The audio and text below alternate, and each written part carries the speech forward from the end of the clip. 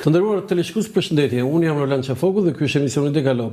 Shqipëria politike ka tashmë rekordmenin e saj në parlament. Nga 11 zgjedhje parlamentare pas rrëzimit të komunizmit, Erion Braçe ka fituar 9 mandate, pra për herë të 9 zgjedhur deputet. Po në vend që me këtë rekord Erion Braçe të shkonte në plazhe të shijonte këtë sukses jo të vogël, ai është iniciator i një aksioni me të vërtetë kombëtar, duhet ta theksoj këtë kombëtar, për lirimin e hapësirave të zëna padrejtësisht dhe jo vetëm ky aksion. Ka një mbështetje popullore, por nga ana tjetër nuk është një diçka e lehtë. Unë kam kënaqësinë që të ndaj pikërisht për këtë të analizuar gjithë këtë çështje Erion Braçe në emisionin tim pas zgjedhjeve. Faleminderit zoti Braçe për ftesën. Faleminderit që më pritet para zgjedhjeve dhe pas zgjedhjeve. Po kjo është interesante dhe të uroj për mandatin. Shumë faleminderit. Çfarë domethënie ka si fillim 9 herë zgjedhur deputet në 11 zgjedhje? Numrat nuk kanë, për mua nuk kanë rëndësi, sepse ka aty edhe një rekordmen më të madh, domethënë është një tjetër që rëndësi ka. Po që ka 10 herë? Kam përshtypjen duhet të ketë po 10 herë. Kush? Së diun këtë.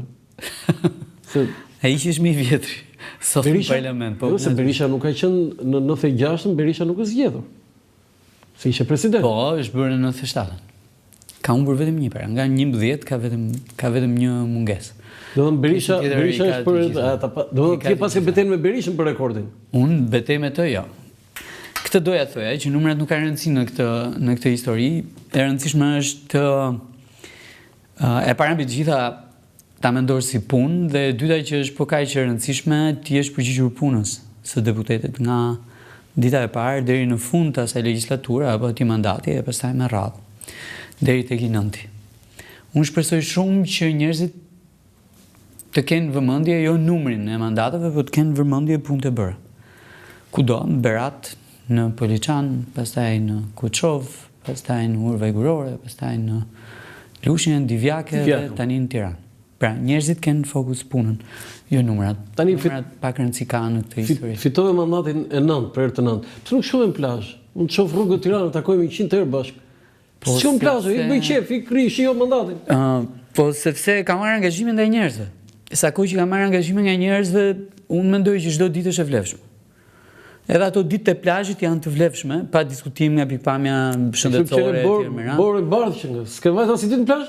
Jo, vetëm këtë që çam ka marrë dielli rrugëve të Tiranës, jo gjë tjetër. S'kam pas kohë, domethënë me thënë drejtën, zona është shumë e madhe, e kemi thënë edhe këtu kur folëm para zgjedhjeve që zona është shumë e madhe, zona ka qenë pa deputet, për fat të keq, edhe po mundohem që edhe zonën ta ambientoj me deputetin e zonës, po nga krau tjetër ta ambientoj duke pirë kafe nëpër lokale brenda jashtë ku të doni, se është kthyer edhe në çështje kjo, por duke qenë prezent në gjithë territorin e njësisë numër 5, duke filluar nga fundi fare në kufi me kombinatin në Selit, për të vazhduar deri sipër në bulevardin Dëshmorët e Kombit. Pra, kjo është arsyeja, është puna arsyeja.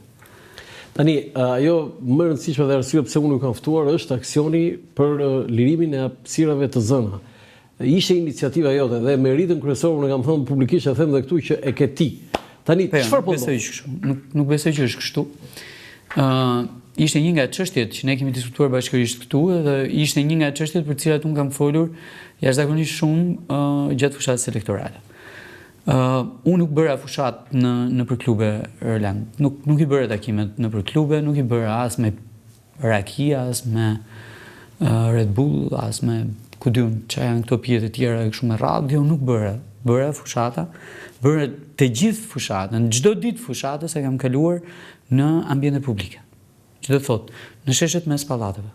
Dhe nuk ishte si mos binte në sy zatimi i hapësirës publike, apo marrja e hapësirës publike, apo grabitja e hapësirës publike, ose lënia pas dore e hapësirës publike, se është edhe ky problem, lërja pas dore e hapësirës publike. Degradimi total i saj, edhe si hapësirë gjetë bërë, po edhe si thjesht dhe vetëm si hapësirë, zënia me makina, zënia me goma, me bidona, me pisliqe, me plera, me çfarë lloj gjë, zënia edhe me lokale, me bare, me restorante, me kudiu. Gjithfaresh.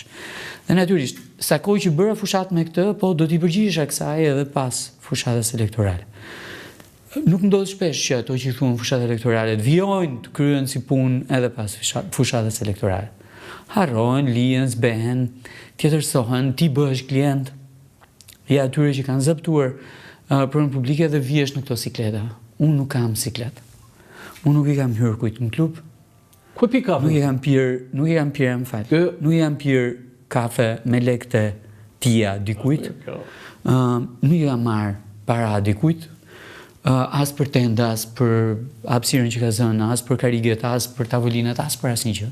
Kështu që kam shumë kollaj që ti qëndroj, ti thosha gjatë fushatës elektorale ato që nuk shkonin në territor dhe natyrisht mbaja fjalën tani për këtë gjë. Por, do ta theksoj këtë gjë, Merita nuk është thjesht dhe vetëm me imje.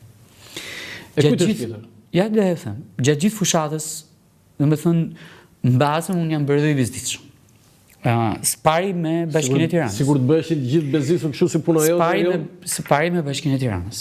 Me nënkryetaret atje dhe me drejtorët që operojnë. Janë sot në detyrë në Bashkinë e Tiranës. Ishin apo janë në detyrë? Se dyti me kryeministrin, do e mos.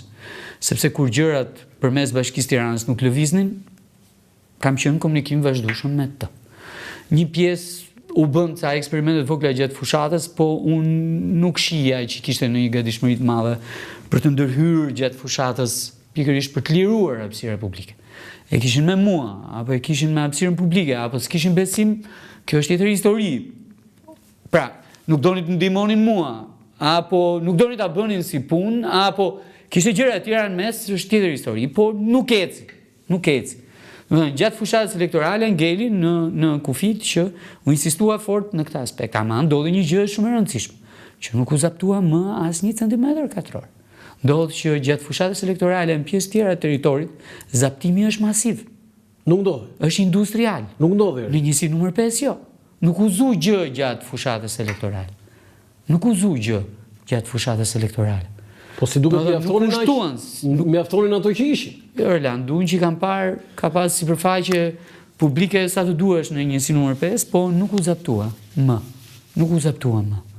Kështu që një gjë ja arritëm gjatë fushatës, tani po arritëm gjërat e tjera. U frenua dhe u ndal.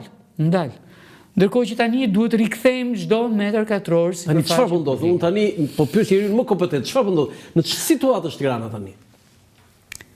Është në proces, është në punë, e sipër. Je i kënaqur? Në rrimarrje, jo, nuk jam i kënaqur, sepse nuk po bëhet tamam gjëja e dur edhe në cilësi.